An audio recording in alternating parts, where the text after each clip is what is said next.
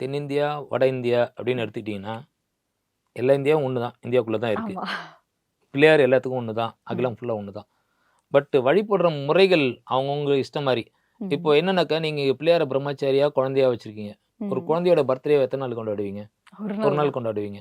அதே ஒரு கல்யாணம் பண்ணீங்கன்னா, அது வந்து திருவிழா தான். ஒரு 3 நாள் கொண்டாடுவீங்க. ம். அதிகபட்சம் இங்க 3 நாள் கொண்டாடுவீங்க. ஆனா ம். நார்த் சைடுல ஒரு கல்யாணத்த எத்தன நாள் கொண்டாடுவாங்க தெரியுமா? மெஹந்தி வைக்க 1 நாள் கொண்டாடுவாங்க. நலங்கு வைக்க 1 நாள் கொண்டாடுவாங்க. ஆமா. அதுக்கு பாட்டு பாடுறதுக்கு 1 நாள் கொண்டாடுவாங்க.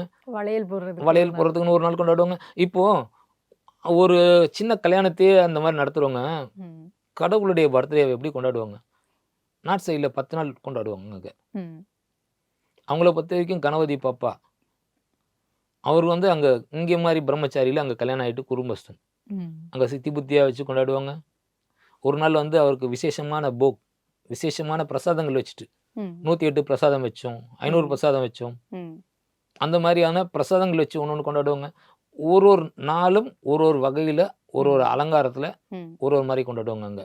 இன்னும் சொல்லப்போனா இங்க வந்து சில இடத்துல வந்து அங்க நார்த் சைடுல பிள்ளையாருக்கு உருவமே இல்லாத பிள்ளையார்லாம் இருக்காங்க.